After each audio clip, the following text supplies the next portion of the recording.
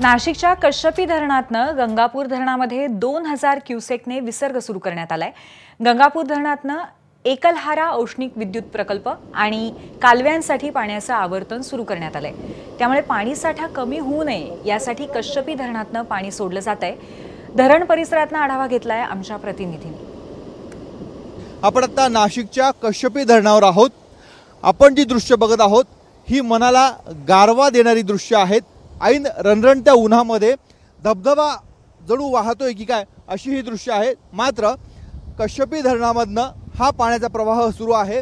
नाशिकच्या गंगापूर धरणामध्ये गंगापूर धरण, कश्यपी, आळंदी आणि गौतमी गोदावरी अशी 4 धरण प्रकल्प मिळून गंगापूर धरण समूह हा तयार होतो। गंगापूर धरण समूहामधनं पाण्याचा आवर्तन इतर वेगवेगळ्या कारणांसाठी नगरपालिका, एकलहरे औष्णिक विद्युत प्रकल्प यांना दिला जातो। त्यामुळे गंगापूर धरणामधला पाण्याचा साठा हा आहे तसाच राहावा यासाठी कश्यपी धरणामधनं पाण्याचा विसर्ग हा सुरू आहे। हे पाण्याचे उडणारे तुषार, हा धबधबा मनाला कुठे ना कुठं गारवा देतोय। हेच पाणी नाशिक जिल्ह्यातील इतर नागरिकांना पिण्यासाठी वापरलं जाणार आहे। कॅमेरामन मयूर बारगेसह मुकुल कुलकर्णी, एबीपी माझा, कश्यपी धरण। एबीपी माझा, उघडा डोळे बघा नीट।